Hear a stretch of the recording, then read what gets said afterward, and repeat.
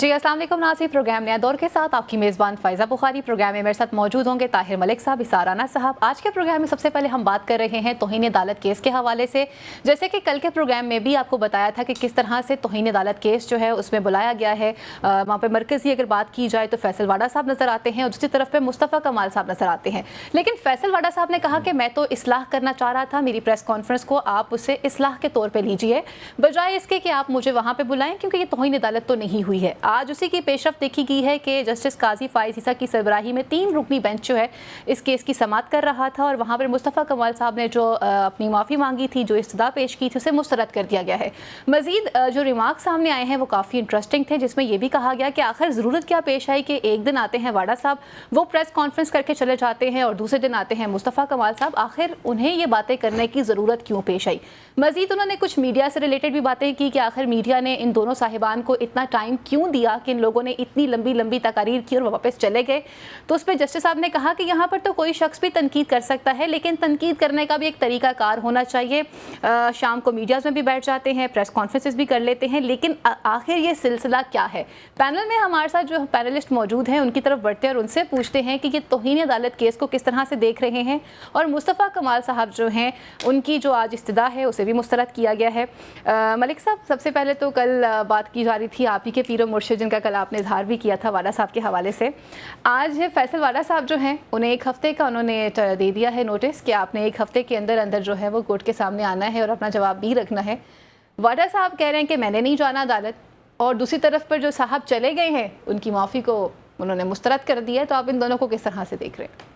देखिए, मैं इसको इतना आसान नहीं समझ रहा कि ये तौहीन अदालत का केस है, क्योंकि अगर आप देखें ना, 2 लोग हैं, अपना पॉलिटिकल पर्सनैलिटीज़ हैं, एक सेनेटर हैं, 30 से ज़्यादा आज उनके साथ सेनेटर और असम्बली के अरकान थे।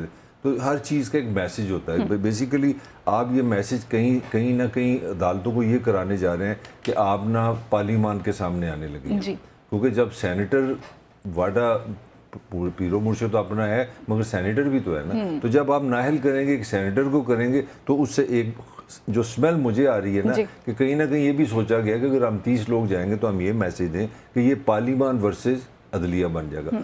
पाकिस्तान वैसे ही मशहूर है इस मामले में। मैं हमेशा एक ही बात कहता हूँ कि हमारी रियासत जो है, हमारी इतनी बड़ी बदकिस्मती कि मैंने कभी अपनी ज़िंदगी में नहीं देखी कि मेरी रियासत के सारे इदारे जो है ना एक चीज़ पे फोकस करते हैं जिसका नाम अवाम है। ये हमेशा अपनी अपनी लड़ाई लड़ते हैं, अपनी गाड़ियाँ, अपनी तरक्कियाँ, अपनी तौहीन। मतलब मुझे पहले तो ये तो बताओ ना, मैं थोड़ा सा आज मैं भी थोड़ी सी बदतमीज़ी कर लूँ।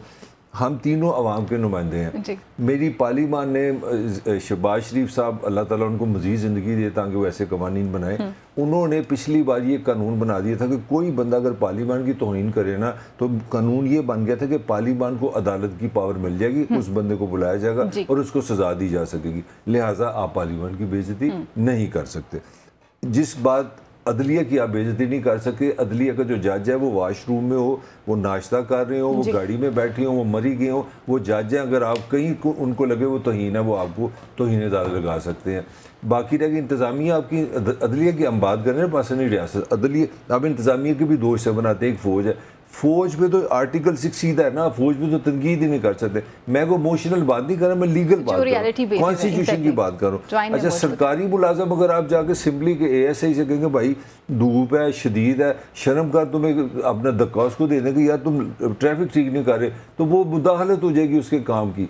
तो इस मुल्क में तौहीन अदालत भी है, तौहीन पार्लियामान भी है, तौहीन इंतज़ामिया भी है, तौहीन फ़ौज भी है। तो बचा कौन है? वो एक सिटीज़न ही बचा है ना। तो जो अब मैं थोड़ा सा वापस आता हूँ इस पॉइंट पे, मुझे ये लग रहा है कि इस वक्त ये जो कुछ हो रहा है, ऑलरेडी हल्की हल्की एक नीचे एक लड़ाई चल रही थी कि इस्टेब्लिशमेंट और अदलिया आमने सामने है। अब मुझे लग रहा है कि उसके पैरेलल ये काम हो रहा है कि चले अगला काम भी करते हैं, अदलिया और पार्लियामान को भी आमने सामने कर देते हैं। तो ये खाली किस्सा तौहीन अदालत नहीं है। ठीक हो गया। राणा साहब, ये आखिर बैकग्राउंड्स क्या हैं इन तमाम तर चीज़ों के? वाडा साहब ने कल हमने डिटेल में भी बात की थी और फिर आप दोनों ने ही बताया था कि मैसेजेस कन्वे किए जा रहे होते हैं।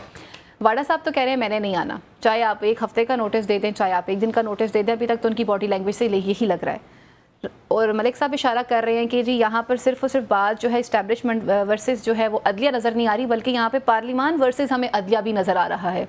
तो ये होने क्या जा रहा है, ये सिस्टम क्या चल रहा है? देखिए मैं कॉलम लिखता हूँ ना, तो मेरे कॉलम का एक मेरा करैक्टर है संता सिंह। तो मलिक साहब, संता सिंह की बीवी से लड़ाई हो गई।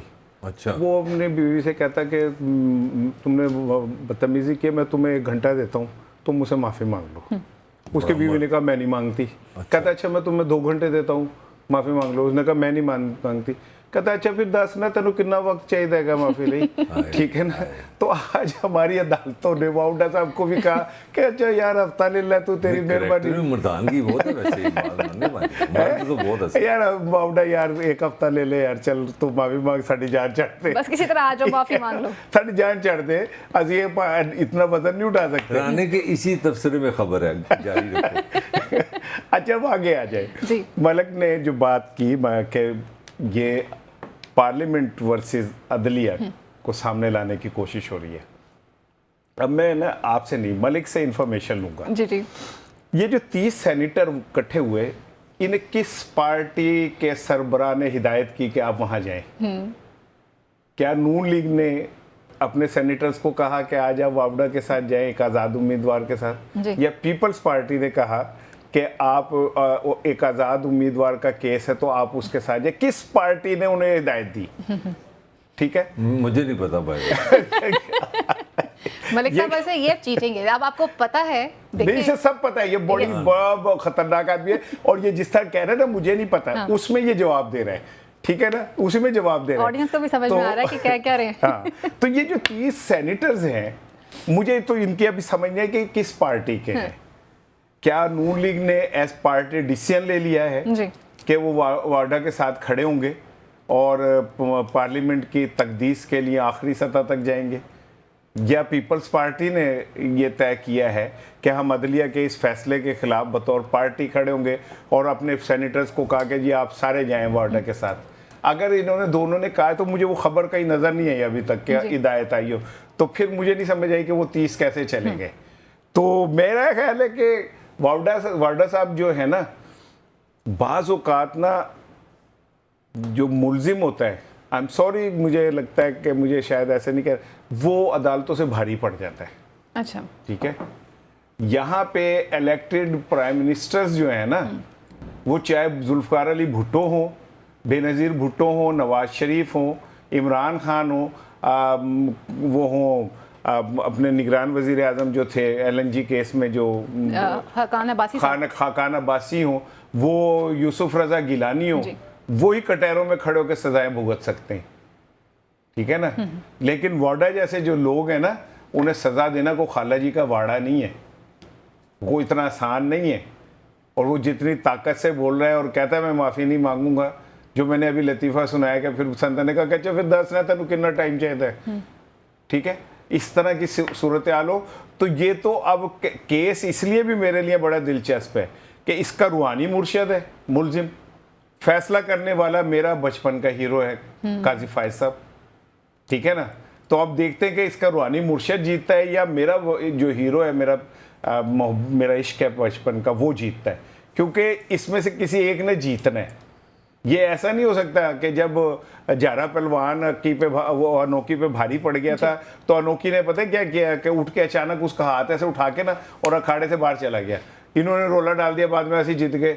उसने कहा फैसला तो अंपायर ने करना था, मैंने तो उसे दाद दिया कि यार बड़ा नौजवान अच्छा फाइटर है तू, ठीक है ना, और जान बचा के चला गया। अब जान नहीं बचनी, यहाँ तो फैसला होना है कि वाडा साहब बचेंगे या नहीं बचेंगे। और अगर बचेंगे तो फिर ये क्लियर हो जाएगा कि हमारी अदालतें किस जोगी हैं। ठीक हो, बस इतने से कहूँगा। मलिक साहब आप खबर भी ज़रूर शेयर कीजिएगा, लेकिन इससे पहले शिबाशी साहब ने भी कहा था ना, काली भेड़ों का जिक्र किया था, और जिसके जवाब में कहा गया था अगर आपको कोई प्रॉब्लम थी माजी वालों से थी या अभी के कुछ लोगों से आपको प्रॉब्लम है तो आप आए रेफरेंस दायर करें। ये वाडा साहब ने प्रेस कॉन्फ्रेंस की, फिर उसके बाद मुस्तफ़ा कमाल साहब को क्या सूझी कि उन्होंने कहा कि नेक्स्ट डे मैं भी प्रेस कॉन्फ्रेंस कर डालता हूँ, और अब माफ़ी भी मांग रहे हैं लेकिन कबूल नहीं हो रही। मैं उस पर बाद में आता हूँ। इसमें कहानी के अंदर एक और कहानी है, वो आपको पता चलेगा, फिर आपको समझ आएगी कि एम नहीं कहा गया कि भाई तेरी मेहरबानी है, हफ्ते को सोच। उन्होंने जो एप्लीकेशन लिखी है बड़ी मज़ेदार लिखी है। उन्होंने 3 नाम लिए, अगर शायद आप जानती हो एक बंदे को, शहबाज शरीफ उसका नाम है, पाकिस्तान का वज़ीर आज़म है। उन्होंने कहा कि उन्होंने अदालतों के बारे में ये बातें की हैं, ये मैंने बातें की हैं, ठीक है।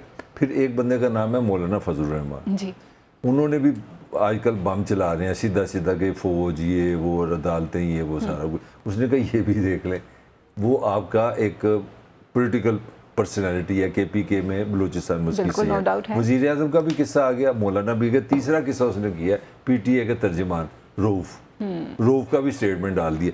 तो उन्होंने अदालत को कहते हैं ना, बजाय कि वो लेने के देने इस तरह डाल दिए, उन्होंने कहा ठीक है ये मैंने कहा था, तो ये बाकी लोग भी हैं, ये भी 3 है, तो आप सारा फैसला कर लें। अब जो मैं बार बार आपको कह रही, एक नई अब मैं नई और थ्योरी देने लगा हूँ। इस थ्योरी के मुताबिक अदली और इंतज़ामिया भी फिर आमने सामने है। जब वज़ीर आज़म का भी आप इशू लाएंगे तो वज़ीर आज़म शहबाज शरीफ तो एक इंडिविजुअल है, मगर is prime minister of Pakistan, is the chief executive. तो फिर ये वाडा साहब की विजडम है या उनकी जहानत है कि वो एक मामले को कितना खोल सकते हैं। तो ये दूसरा एस्पेक्ट इससे भी ज़्यादा इंटरेस्टिंग था जो मैंने पहले कहा। तो इसमें एक अगला, इसमें उन्होंने आज ये भी ईंट रख दी है कि जनाब अगर आप फिर मेरी तरफ आ रहे हैं ना तो फिर मौलाना को भी पकड़ लें। PTA के तर्जुमान ने भी ये बात की है और आपके वज़ीर आज़म ने बात। अब मैं आता हूँ आपके उसकी तरफ, मुस्तफ़ा कमाल की तरफ। मुस्तफ़ा कमाल का केस बड़ा इंटरेस्टिंग है। वो इस तरह फंस गए हैं साहब, उन्होंने कहा जी मैंने माफ़ी मांग ली। तो चीफ साहब ने कहा जी कि वकील फ़रोग नसीम साहब आपका बड़ा नाम है, आप बड़े पासन के मिनिस्टर भी रहे हैं, आपकी इंग्लिश भी अच्छी है, वो वैसे राणे से बेहतर नहीं हो सकती, राणा तो नंबर 1 है। तो उन्होंने कहा अच्छा आप बताएं आपका क्या ख्याल है कि ये इन्होंने तौहीन अदालत की है कि नहीं की है? वकील ने कहा नहीं की। तो कहा जी यार कमाल है, आप कह रहे तौहीन अदालत ने की, आप ही आ गए मेरे पास माफ़ी दे दें हमें गैर मशरूत। तो एक फंदा। दूसरा उन्होंने कहा कि यार ये क्या मज़ेदार काम है, 33 मिनट आप TV पे जाएँ, 33 मिनट हमें सॉरी मैं अल्फाज वापस लेता हूँ, 33 मिनट हम हमारी तौहीन करते रहे और आगे अंग्रेजी में लिखते जी नहीं गलती हो गई। तो उन्होंने कहा क्या फिर कोई इस तरह से भी हो सकता है कि ज़रा 33 मिनट से इस तरह की भी प्रेस कॉन्फ्रेंस करो कि फिर अपने आप को जूते मारो।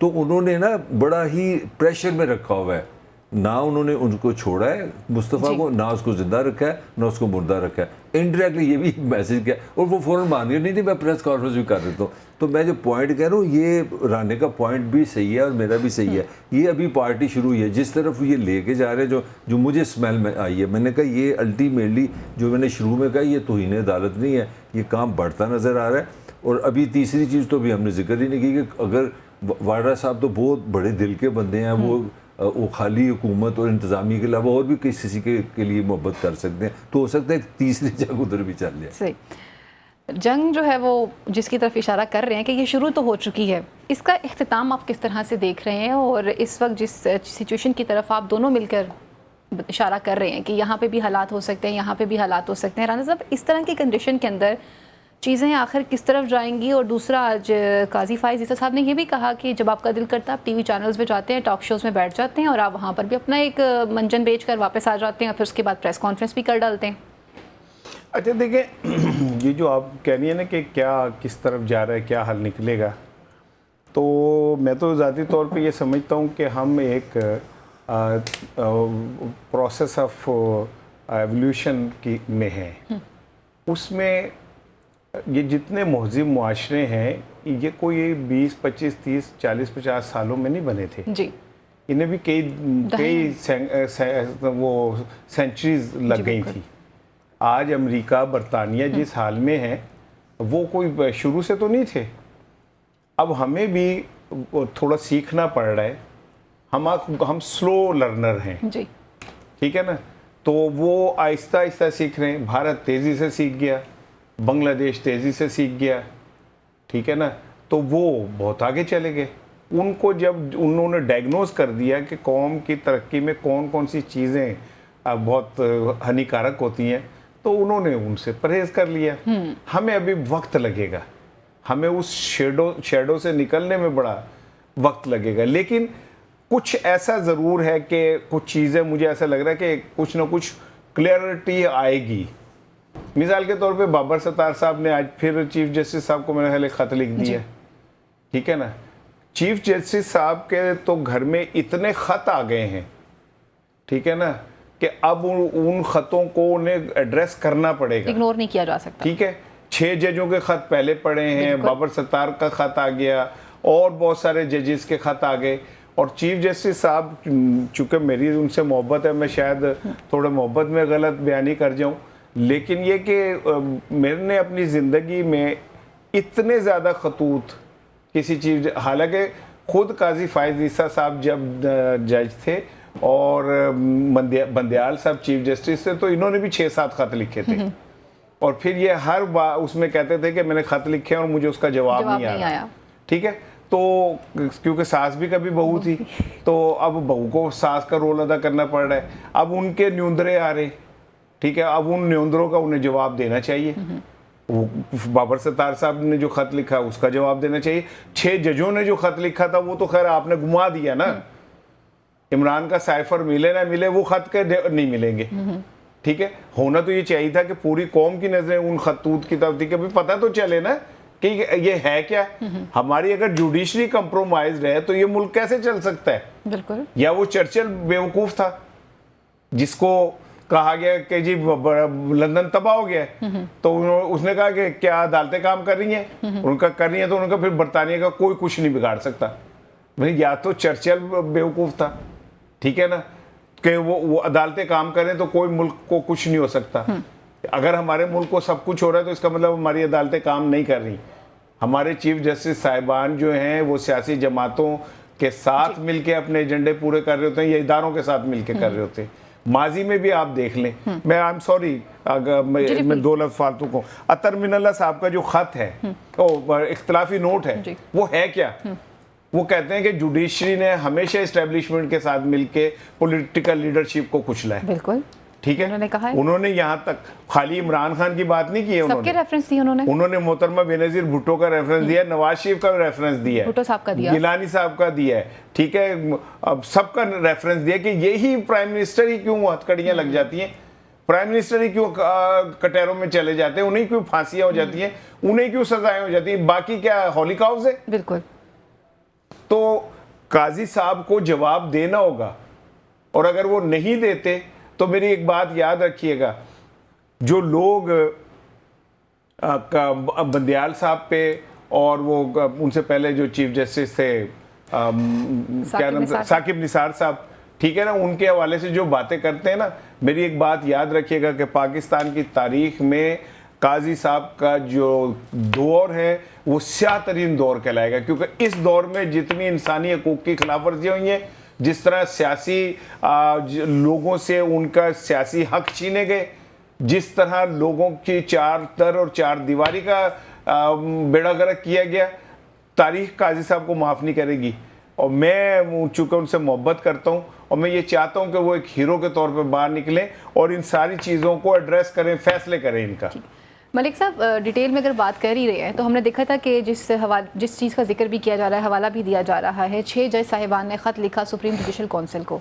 उसके बाद एक मशकूक ख़त जजेस के घर भी गए थे और वो कुछ साथ में साइनाइड टाइप का कुछ एलिमेंट भी उसमें पाया गया था। फिर कुछ ख़वातीन करैक्टर्स भी सामने आई थी। वो तहकीक होनी थी, वो ख़वातीन कौन थी जो जाती थी GPO से जाके किसी भी डाकखाने से लेटर को पोस्ट करके आ जाती थी, वो भी सामने नहीं आया। तो ये रिफॉर्म्स कैसे मुमकिन होंगी? और जिन खतूत का जिक्र किया जा रहा है कि बारहा दफ़ा खतूत लिखे जा चुके हैं, तो जब कोई मोहब्बत से ख़त लिखता है तो फिर मोहब्बत का जवाब मोहब्बत से तो दिया जाता है। नहीं, पहले तो मेरा आपसे सवाल है, ये आपको किसने ये ध्यान लगाया हुआ कि इस्लाहत की ज़रूरत है, ये इस्लाहत हो रही हैं, किसने आपको कहा? वैसे सर मतलब बताया तो यार है कि रिफॉर्म्स चाहते हैं, रिफॉर्म्स चाहते हैं हम तो। नहीं, किसने बताया? मैं आपसे, मेरी ओपनिंग है कि where is the people of Pakistan. तो इन्हें अदालत में एक केस है, एक तरफ सेनेटर बैठा है, वो पार्लियामान का नुमाइंदा है, वो अपने चक्कर में है, वो कह रहा है जी कि मैं आपकी तौहीन इसलिए कर रहा हूँ कि मुझे आपको 140 एक नंबर पे लाना है। मैंने सिखाना है आपको। किस किस्म की 140 को एक पे लेके आ रहा है और उस पर FIR तो उस पर बनती है पार्लियामान पे। तो तुमने लॉ मेकिंग करनी थी। अगर पाकिस्तान के जजेस बिहेव नहीं कर रहे तो किसने लॉ मैं नहीं करनी है? मैं कल भी आपको फरमाया था, ये कॉमेडी की मशहूरी है, ये जो सारे ढांचा है ना, ये ढांचा अपने अपनी जंग में लड़ रहा है, हमें टॉक शो के वाले कर दिया हुआ। मेरा तो सवाल ये है, तो आप मतलब मुझे कल भी शक पे है, मैं क्या पता नहीं ये कोई जादू शादू इस पे हुआ है। ये बच्ची ने एक मासूमाना सा सवाल पूछा, ये तो एक मासूमाना ख्वाहिश का इजहार कर दिया। नहीं मलिक साहब, वो जो इसने मासूमाना सवाल पूछा, मैं चाह रहा हूँ आप जवाब दे दें कि वो खवातीन जो लेटर बॉक्स में वो खत डालते, वो क्या यार, कई रज़ाकाराना इंसान भी होते हैं, वो अच्छे काम नहीं, वो खवातीन है तो तुम आप उन्हें इंसान कह रहे हैं? पता नहीं वो किसी बड़े मकसद के लिए खवातीन इंसान नहीं होती। नहीं इंसान होती है जिस जुमरे में वो कह रहे हैं ना। अच्छा, ये फिर ये खवातीन जो है ये जाके रऊफ हसन पे भी हमला कर सकती वो हैं? जो भी हो सकता है। पॉइंट सारा ये है कि किसी भी माशरे का, किसी भी रियासत का जो असल जो उसकी जो ब्यूटी है ना वो ये है कि वो किस इश्यूज को इशू बनवाती है। ये बड़ी रियासतों का और छोटी रियासतों का यही फ़र्क है। मेरा तो रोना ही है कि मुझे कभी ये भी बता दो ना कि मेरा एक पार्लियामान का बंदा ये अगर वाडा है, ये कोई भी है, मेरा हालांकि मुर्शिद है, ये इस चीज़ पे कभी अदालत में गया कि यार इस मुल्क के आइन में एक जगह पे लिखा है कि जो सिटीजन यहाँ पैदा होगा तालीम का हक उसका है, तो वो जाके अदालत से कि यार where is your basic rights, आप सो वोटो क्यों नहीं ले रहे। मुझे तो मज़ा आया कि अदालत में एक लड़ाई हो, मुझे तो मज़ा आए पार्लियामान में एक लड़ाई हो जाए कि यार पाकिस्तानी को पीने का पानी कौन, हम यार बूढ़े हो गए, 40 साल हो गई है, पहले सुनते थे दूसरों को, अब हम उस एज पे आ गए हैं। हुआ क्या, कुछ भी नहीं, वही सुप्रीम कोर्ट, वही सरकारी मुलाजम, वही सरकारी इदारे। तो मेरा आर्गूमेंट ये है कि मैं जो बार बार आपको बता रहा हूँ, इसमें अल्टीमेटली जो मुझे नजर आ रहा है, अल्टीमेटली हमारा हर मैच एंडेड इन ड्रॉ होता है। उसमें ये होता है कि आप दोनों एक दूसरे को ताकत दिखाते हो, फिर खुदा हाफिज हो जाए। राना साहब, मैं आपसे खवातीन के हवाले से जरूर पूछूंगी, लेकिन यहाँ पे लेते हैं ब्रेक, और ब्रेक के बाद मजीद इश्यूज को प्रोग्राम का हिस्सा बनाते हैं।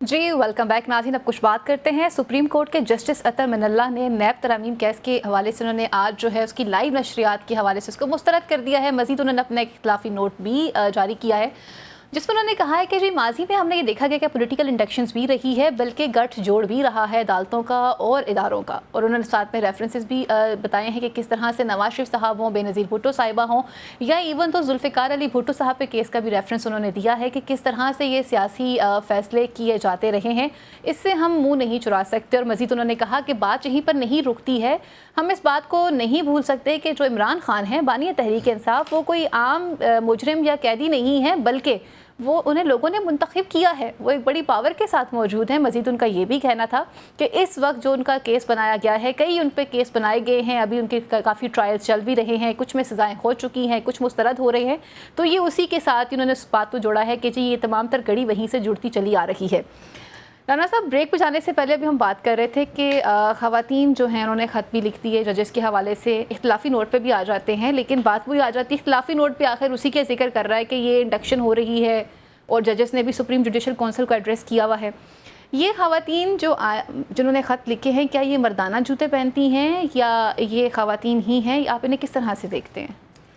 देखिए, अगर ख़वातीन ने पाकिस्तान की तरक्की में अपना किरदार अदा करना है तो उन्हें मर्दों के शाना बशाना चलना पड़ेगा। और ये पथरीली सड़कें और ये टूटे फूटे रोड, इन पे मर्दाना जूते ही काम आते हैं जी, सैंडल वगैरह नहीं चल सकते। तो मेरा ख्याल है कि जो जितनी भी वो ख़वातीन थी जिन्होंने मोटे जूते पहने हुए थे, अच्छी बात है, ताकि उनके गिट्टे गोटे भी मजबूत रहें और वो रोड के ऊपर आराम से चल सकें। तो मैं तो उन ख़वातीन को सलूट पेश करता हूँ कि भाई अल्लाह का शुक्र है हमारे पाकिस्तान में ख़वातीन के लिए मर्दों के शूज़ पहनना अज़मत का एक निशान, एहतराम का अलामत बन चुकी है। नहीं शायरी कर रहा है मलिक साहब, नहीं, मैंने मतलब बहुत ज़्यादा काबिल एहतराम हो जाती है। नहीं, मैं ये नहीं कह रहा, मैं ये कह रहा हूँ कि उन्होंने अगर हमारे शाना बशाना चलना है, अगर फर्ज करें इसने चलना है, तो हम अगर इस रोड पे जाएं तो टूटा फूटा है 10,000, तो इसके सैंडल थोड़ी देर बाद ये कहेगी कि भाईजान मेरे तो इसका वो भी तो तरीका है ना, हम इसकी भी जूती पहनना शुरू कर दें, दोनों बराबरी के दो तरीके हैं ना। चल नहीं सकेंगे ना सर, हम चल नहीं सकते, जो जूतों में मजा है ना चलने का, रोक के जलील होके तुम चल रहे हो हम भी चले, बराबरी तो इस तरह। लेकिन जूतों में चलने का अपना मजा है। मेरा भी तो एक आर्गुमेंट है, हमारी सीएम साहिबा ने भी जूते पहने थे वैसे, माशाल्लाह। और देखे ना वो बाकायदा, और फिर उन्होंने जिस तरह पिस्टल का निशाना लिया था और जैसे उन्होंने गन चलाई। एक होता है जूते पहनना, एक होता है जूते खाना, इसमें क्या फर्क है? बाजू का पहनने वालों तेरी उर्दू चंगी है मेरे तो भाई, मैं को पूछ रहा हूँ, मैं ये कह रहा हूँ कि बाजू का हम पहन रहे होते हैं, खाते हैं जूते, बाजू का ऐसा लगता है कि हम पहन रहे हैं लेकिन हमें नहीं पता हो रहा होता कि हम खा रहे हैं। तो इसलिए वो हो जाता है। अच्छा, अब आ जाए नोट पर आए अतर मिनल्ला साहब। बिल्कुल, अतर मिनल्ला ने पाकिस्तान की जमहूरियत की और पाकिस्तान की जमहूरियत के साथ होने वाले हाथों की पूरी एक हिस्ट्री लिख दी। बिल्कुल लिख दी। ये इख्तिलाफी नोट नहीं है, ये एक दस्तावीज़ है। मैं तो मेरा बस चले तो मैं इसको फ्रेम करवा के हर पार्लियामेंट में लटकाऊं, हर चौक में लटका दूं कि लोग पढ़ें, लोगों को पता चले कि हमारी लीडरशिप चाहे जैसी भी है उसके साथ होता क्या है। इसाक डार जैसे बंदे को ये क्यों कहना पड़ता है कि यार जब भी हम टेक ऑफ करते हैं कोई हमारी टांग खींच लेता है? नवाज शरीफ साहब को ये क्यों कहना पड़ता है कि जब भी हम चलते हैं हमारी कोई न कोई टांग खींच लेता है? तो मैं ये ज़ाती तौर पे समझता हूँ कि अत्तर मिन्नल्लाह साहब अगर सिर्फ इमरान खान की बात करते तो मुझे लगता है कि शायद वो किसी एक की वो ले रहे हैं, लेकिन उन्होंने तो पूरी जमहूरियत का रोया है, पूरी जमहूरियत का जो मुकदमा है वो पेश किया है। और दूसरी बात यह कि हम फिर भी सीखने पे तैयार नहीं है।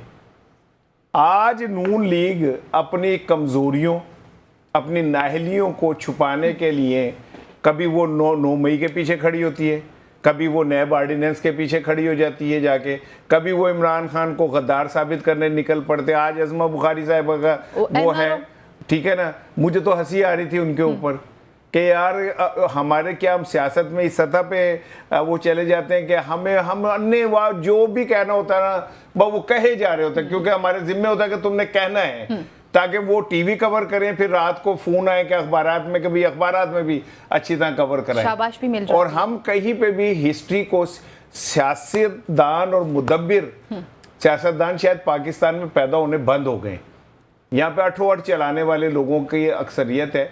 अदरवाइज ये मुझे बताएं कि आज नवाज शरीफ, बेनज़ीर भुट्टो, आसिफ अली जरदारी, वो शाह महमूद कुरैशी, मुल्तान वाले हमारे जो हैं गिलानी साहब, ठीक है, ये सारे लोग हर बार हर दौर में यही मातूब हो जाते हैं, ठीक है, और कभी ये सीखने पे तैयार नहीं होते कि यार हम हर दफ़ा हम होते हैं, हमें अपने अंदर कोई ऐसी चीज़ पैदा कर लेनी चाहिए। चार्टर ऑफ डेमोक्रेसी आपने साइन की, ठीक है, और चार्टर ऑफ डेमोक्रेसी के बाद इमरान खान आ गए। अब मैं आपको एक, क्योंकि बहुत टाइम ले लिया मलिक साहब, आई एम सॉरी, सब 2 जुमले। पंजाब में एक नया इमरान खान डेवलप करने की कोशिश हो रही है। उस इमरान खान की, मलिक साहब को इतना कोई इमरान खान की तरह ना खूबसूरत है, ना उसने कोई वर्ल्ड कप जीता हुआ है, ना कुछ, लेकिन उसको इस तरह डेवलप किया जा रहा है कि आने वाले दिनों में वो एक मुतबादिल वजीर आज़म के तौर पे सामने आए। उसके कामों की बड़ी शोहरत हो रही है कि बड़ी तेज़ी से ओवर स्पीड, दो शख्सियत मेरे दिमाग में ओवर स्पीड काम करते हैं, और फिर वो इतना मैनेजिंग उसमें कैपेसिटी है कि वो 3-3, 4-4 बड़े बड़े ओहदे लेके और वो चला भी लेते हैं, ठीक है ना। तो एक नया वजीर आज़म मुस्तकबिल का डेवलप हो रहा है। आप लोग तो कहते हैं वजीर आज़म मान भी चुका है, तुम्हारी फिर इन्फॉर्मेशन ही ठीक नहीं है। वो अंदर खाते कह रहे हैं, मैं अवामी लीडर के तौर पे वो करेक्ट। अच्छा, जिस चीज़ की तरफ आप इशारा कर रहे हैं ना, वो तो उन्होंने प्राइम मिनिस्टर को कहा मैं आपकी बात ही नहीं मानता, मुझे तो मेरे बंदे चाहिए वफाक में, वो आप बिल्कुल ठीक कह रहे हैं। अच्छा मलिक साहब, हम NRO पे बात पे आएंगे क्योंकि NRO की भी पूरी कहानी है ना।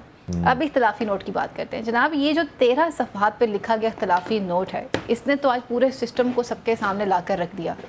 तो ये जिस सिस्टम पे आप मुझे कह रहे थे कि तुम इस्लाह की बातें कर लेती हो, लड़की तुम कहाँ से आती हो, कोई जादू शादू तो नहीं हो गया? ये जो 13 सफ़ात हैं, आप इन्हें किस तरह से देख रहे हैं? और जो उन्होंने बताया कि पॉलिटिकल इंडक्शंस रही हैं, या किस तरह से अदलिया और इदारों का गठजोड़ जो है उसने क्या क्या फ़ैसले करवाए हैं, तो ये फ़ैसलों का सिलसिला कैसे रोका जा सकता है? अभी मिसाल तो हमारे पास मौजूद है ना, बानी तहरीक इंसाफ। एक तो तुम्हारे मैं अच्छे सवालों से बड़ा तंग हूँ, तो मुझे लगता है कोई ज़ेबुन नसार बड़ी मुश्किल जाकर आने था, वो बंद होया, वो रोना धोना नावलों वाला तुमने शुरू कर दी। एक जैसे ही तो है, उनसे सीखा है। एक चीज़, एक पॉइंट समझने वाला, देखो माशरा जो होता है ना वो इंफॉर्मेशन से नहीं चलता, माशरा चलता है कंसर्न से, कि आपको किस चीज़ से कितना कंसर्न है। अल्लाह माफ़ी दे, हम तीनों इंसान बैठे हैं ना, तो हमारे दफ्तर के बाहर अगर कोई किसी को थप्पड़ मार रहा है, किसी से ज़्यादती कर रहा है, मुझे एक दिन याद है, मैं आपके जो मुल्क का सबसे बड़ा चैनल है उसका छोटा मोटा अदना सा एडिटर था, तो एक दिन मुझे फ़ोन आ गया, उस दिन मुझे समझ आया कि माशरा क्या चीज़ होता है।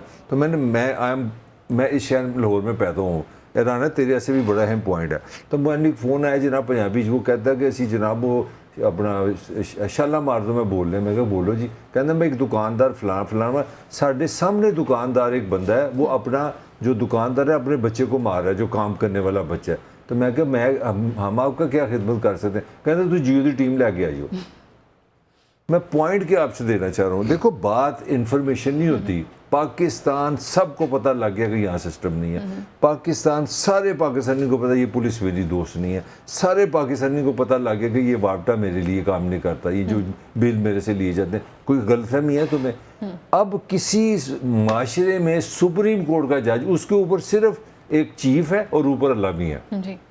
वो लिख रहा है कि इस निज़ाम में मुदाखलत होती है, वो लिख रहा है कि इंसाफ के फैसले नहीं होते, वो लिख रहा है इनडायरेक्टली बता रहा है कि फैसले कुछ कोई और करवा रहा है, वो लिख रहा है कि अच्छा जब आप गलत काम करते हैं उसको कोई फ़ायदा भी लेते हैं। सारी चीज़ें, मैं जिस पॉइंट पे आ रहा हूँ, पॉइंट ये है माशरा बीमार, जिंदा और बीमार माशरे में क्या फ़र्क होता है? जिंदा माशरा वो होता है जिसमें कंसर्न होता है, वेयर इज़ योर रिएक्शन?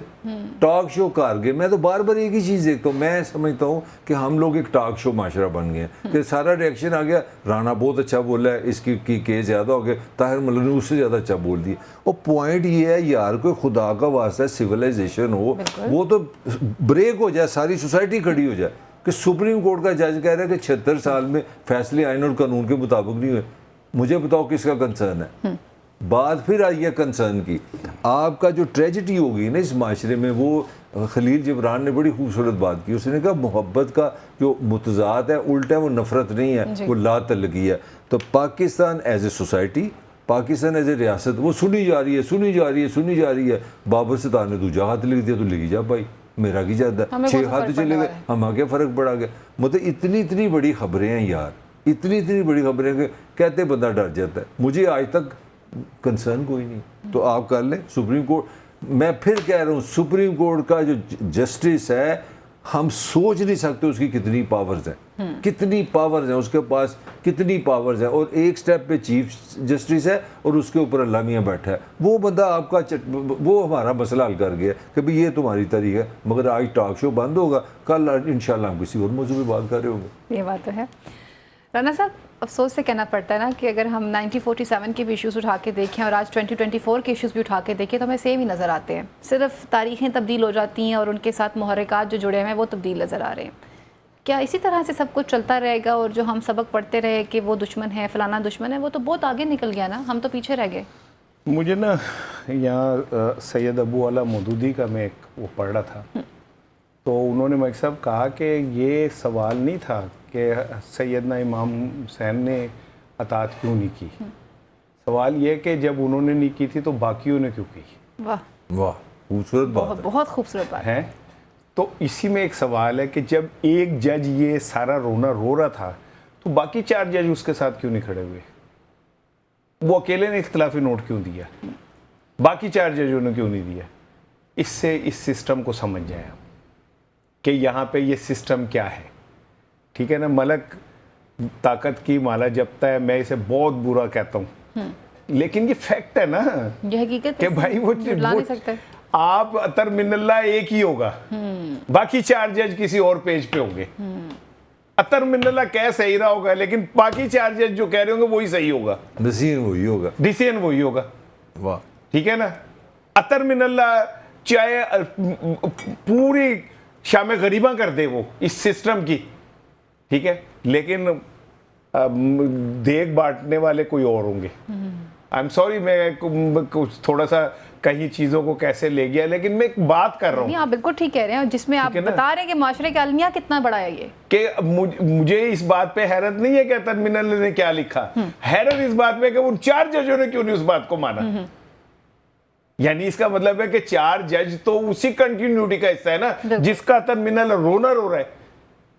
अतर मिनल्ला साहब जिसके लिए रो रहे हैं, वो तो सीधा कह रहे हैं कि इस्टेब्लिशमेंट और अदलिया मिलके इस तरह करते रही हैं और अब भी कर रहे हैं। वो बिल्कुल उन्होंने कहा। और वो 4 जज अगर खामोश रहते हैं तो वो ये तायद करते हैं कि तुम क्या ठीक रहे हो और हम हैं उसी तरफ।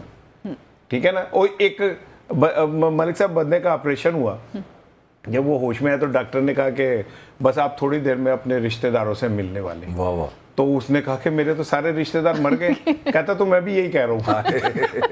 ठीक है राना साहब, ये अब हम भी कहीं रिश्तेदारों से मिलने वाले उसमें तो नहीं आगे फ्रेज में, बेहतर देखी जाएगी। मलिक साहब, ये वक्त मुख्तसर है, हम इसको ब्रेक के बाद भी कंटिन्यू करेंगे, लेकिन ये बताएं, ये जनाब ये एनआरओ, मतलब हमने देखा पॉलिटिकल सिस्टम के साथ ये लाजुम व मलजूम हो चुकी है ये चीज़ कि एनआरओ नहीं दूंगा, एनआरओ नहीं लूँगा, एनआरओ दे दिया गया, एनआरओ की वजह से बाहर चले गए, फिर वापस भी आ गए। आज अज़मा बुखारी साहिबा भी ये कह रही थी, जो कि उन्हें इस वक्त अप्रिशिएट तो बहुत करेंगी उनकी सीएम साहिबा, कि उन्होंने अच्छा बयान दिया मीडिया के ऊपर, लेकिन उन्होंने कहा कि जी ये जो एनआरओ मांग रहे हैं ना खान साहब, इनको एनआरओ नहीं दिया जाएगा, क्योंकि अलवी साहब ने तो कहा है कि हम किसी और घर वाले से बात करेंगे, हमने आपसे बात ही नहीं करनी है। अच्छा, एनआरओ का क्या मतलब है? एनआरओ का मतलब है कि एक रियासत है, एक मुल्क है, और ये 18,000 अरब, ये पिछले साल के मैं बजट की फ़र्क सलीम की डाटा कोड कर रहा हूँ, 18,000 अरब से ये निज़ाम हुकूमत चलता है हमारा, 4 सूबों का हुकूमत का। 18,000 अरब रुपये हम इसलिए इनको देते हैं इस रियासत को कि ये मेरी ज़िंदगी अच्छी करे। ठीक हो गया। एनआरओ का मतलब है कि जो कवानीन है, जो निज़ाम है, जो सिस्टम है, उसको मिट्टी के लिफाफे में बंद, तो जो अभी मुकमुका करो, ये है मुकमुका। मुकमुका मतलब है लो और दो चले जाओ। अब ये बेसिक सिविलाइजेशन का क्वेश्चन है।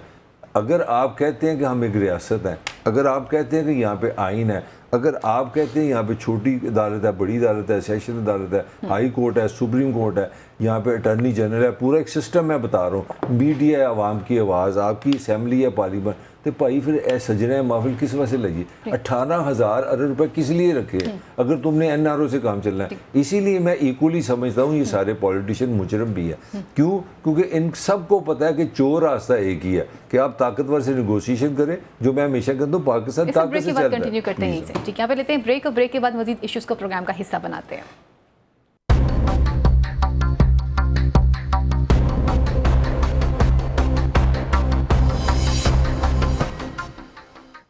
जी वेलकम बैक नाज़रीन। अब कुछ बात करते हैं एनआरओ के हवाले से। पाकिस्तान तहरीक-ए-इंसाफ मुज़ाकरात भी करना चाहती है। इससे पहले भी कई बयान उन्होंने दिए। उन्होंने कहा कि हम DGISI से बात करेंगे और चीफ ऑफ आर्मी स्टाफ से बात कर सकते हैं, लेकिन हम पॉलिटिकल सिस्टम को मानने से इनकार करते हैं, क्योंकि ये फॉर्म 47 वाली हुकूमत है, हम इससे बात नहीं करना चाहते, मैंडेट हमारा चोरी किया गया है। अब आरिफ अलवी साहब भी ये बात कह रहे हैं कि हम किसी और घर वाले से बात करेंगे, जो असल मकीन है उनसे बात की जाएगी, हम और लोगों से बात नहीं करना चाहते हैं। तो क्या इनकी बात सुनी जाएगी, नहीं सुनी जाएगी? और अज़मा बुखारी साहिबा भी आज मीडिया से बात करती हुई नजर आई। उन्होंने कहा कि देखा बिलाखिर आप भी एनआरओ मांग रहे हैं, लेकिन आपको एनआरओ नहीं दिया जाएगा। दूसरी तरफ पर आवाम को एक नया गिफ्ट दे दिया गया है जी, बिजली मजीद महंगी करने की बात की जा रही है, और ये मजीद बिजली जो महंगी की जा रही है, IMF की शराइत भी मौजूद हैं, दौरा चीन भी किया जा रहा है। तो अवाम को किस तरह से फैसिलिटेट किया जाएगा, शराफिया को दी जाने वाली सब्सिडी कैसे रोकी जाएगी, ये मलिक साहब बताते हैं और राना साहब बताते हैं। मलिक साहब पहले एनआरओ का खुलासा कर दीजिए, फिर मैंने राना साहब की तरफ बढ़ना है। ये एनआरओ की जो बातें कर रही हैं खातून, और फिर कह रही हैं कि नहीं दिया जाएगा, और आप कह रहे थे कि यहाँ पे तो पॉलिटिकल सिस्टम का अपना ही एक सिस्टम है कि यहाँ पर देखिए ना, हमारे पॉलिटिशियन ने जुल्फ़िकार अली भुट्टो की फांसी के बाद एक चीज़ सीख ली कि अवाम की सियासत नहीं करनी। क्योंकि भुट्टो का एक बहुत खूबसूरत वर्ड था, ताकत का सरचश्मा अवाम, और उसने साबित कर दिया। उसने कहा मैं अवाम के साथ जीऊँगा, मर गया। उसने कहा अवाम की बारी नहीं, मैं भी मर गया। मगर पॉलिटिशियन समझ गया 79 उस फांसी से कि जिसने इसकी बात की उसकी जाड़ा उसने कब्र में। तो उसके बाद क्या हुआ? मतलब इतना पॉपुलर आदमी है नवाज इमरान खान, ये मेरी बिल्कुल ज़ाती राय है, he is one of the most popular man.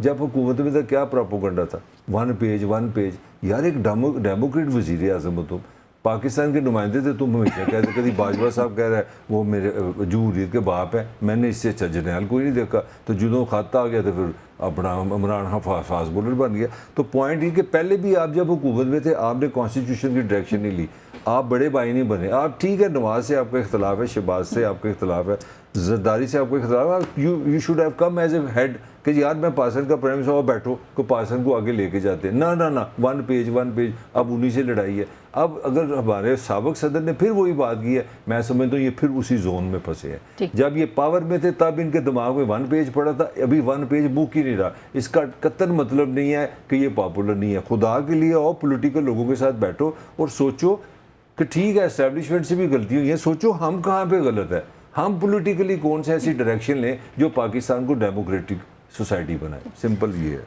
Rana साहब, एक तो एनआरओ बताइएगा कि एनआरओ आखिर है क्या? जाने वाला भी कहता है एनआरओ लेकर गया, वापस आने वाला भी कहता है कि एनआरओ लेके वापस आया, चाहे वो कोई भी वापस आ रहा हो, डार साहब वापस आ रहे हो, नवाज शरीफ वापस आ रहे हो। और दूसरी तरफ पे ये बयान देने की ज़रूरत भी क्यों पेश आती है कि हम और फौज जो है वो एक ही पेज पे खड़े हैं? ये बयान देने की ज़रूरत है? अच्छा, इस पे तो मेरा ख्याल है कि फ़ौज को भी सोचना चाहिए। कि क्यों इस तरह उनका नाम इस्तेमाल होता है।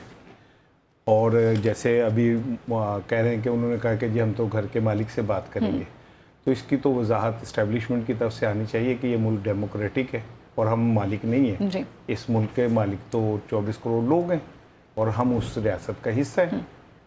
और आरिफ अलवी अगर सदर पाकिस्तान साबिक, जिनके अभी हाथों की मेहंदी भी नहीं वो हुई है अभी तो सही तरह, तो अगर वो ये कह रहे हैं तो मैं इससे ज़्यादा भयानक हकीकत फिर कोई नहीं हो सकती कि अगर वो कह रहे हैं कि हमने घर के मालिक से बात करनी है, तो फिर इसका मतलब ये हुआ कि ये तो फिर सारा निज़ाम, ये जमहूरियत, ये इलेक्शन, ये सियासी अमल, ये पार्लियामेंट्स की सब फ्रॉड है। अगर घर के मालिक कोई और है और उन्होंने फैसला करना है तो फिर ये सब क्या है? फिर ये तो सब एक धोखा हो गया जी। और 24 करोड़ लोगों से आप धोखा कर रहे हैं। इसका मतलब है आरिफ अलवी साहब भी धोखा कर रहे थे सदर मुमलिकत बन के, जब वो कहते थे कि मैं कमांडर हूँ और वो कहते थे, तो इसका मतलब आप झूठ बोल रहे थे। आपने इसका मतलब झूठ बोलने के पैसे कमाए अब वहाँ पे ऐवान सदर में बैठ के। मैं तो उसे तनख्वाह नहीं समझता, फिर आप, मैं समझता हूँ आप फ्रॉड के पैसे ले रहे थे, क्योंकि आप तो कह रहे थे कि मुल्क में जमहूरियत है, आप तो कह रहे थे कि मुल्क के अंदर वोट की इज्जत है, और अब आप कह रहे हैं घर का मालिक जो है वो कोई और है। तो घर के मालिक का इल्ज़ाम जिस पे लग रहा है उन्हें भी वजाहत देनी चाहिए कि हम घर के मालिक नहीं है। ये बहुत खौफनाक किस्म की बात है। ये वही है जो मरियम ने कही थी कि मैं इमरान खान से क्यों बात करूं, मैं तो ऊपर वालों से बात करूंगी जो असल क्या कहते हैं फैसला कुन है। तो ये तो अगर आप ये चीज़ रजिस्टर करवाने के पाकिस्तान में फैसला कुन करने वाले कोई और लोग हैं, तो ये बहुत खौफनाक ख़तरनाक बात है पाकिस्तानी जमहूरियत के लिए भी, और मैं समझता हूँ पाकिस्तान के इदारों के लिए भी। और मेरा ये यकीन है कि इसके ऊपर भी एक वजाहत आनी चाहिए कि ये कॉन्सेप्ट जो फैलाया जा रहा है जहर आवाम में कि इस सिस्टम के मालिक कोई और हैं और हम उनसे बात करेंगे, ये खौफनाक है, ये इदारों की तौहीन के अलावा कुछ नहीं है। ठीक, अच्छा एनआरओ तो आपने बताया नहीं, अब एनआरओ की भी सुन लें, वही एनआरओ वाली ही बात समझ लेना। अब जो मैं कहना चाह रहा हूँ कि एनआरओ देता कौन है? क्या पॉलिटिकल सिस्टम गवर्नमेंट देती है? नहीं। क्या पॉलिटिकल गवर्नमेंट्स के हाथ में इतनी ताकत होती है कि वो ऐसे लोग जिनके ऊपर कई हजार केसेस हो, जिनमें कत्ल के मुकदमात भी हो, और उन्हें एक एनआरओ के नाम पे बख्श दिया जाए? आपको पता है कि मेरी ज़ाती राय है कि जब हम अल्लाह के पास जाएंगे ना, तो हमारे शायद नमाज, रोज़ा, हज, ज़कात वगैरह अल्लाह माफ़ कर दे, लेकिन अगर खुदा ना करे, अल्लाह ना करे मैंने अपने हाथों से किसी को नुकसान पहुंचाया या कत्ल के जैसी हुई, तो वो नहीं बख्शा जाएगा। आप कैसे एनआरओ देके उन कातिलों को बख्श सकते हैं भाई? आपके पास किसने ये वो इजाज़त दे दी आपको?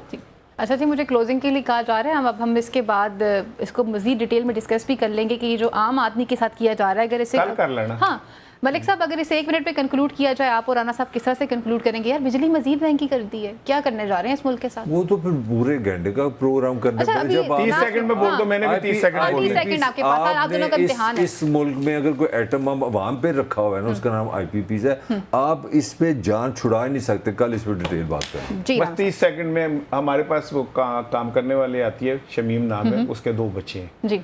वो पिछले 1.5 माह से बगैर बिजली के रह रही है। इस हफ्सदा जी वो रह रही है। इनको एनआरओ नहीं मिल सकता, इनके लिए कोई एनआरओ नहीं है। इनकी ज़िंदगी इसी तरह हफ्सदा माहौल के अंदर सिसकते मर जाना है।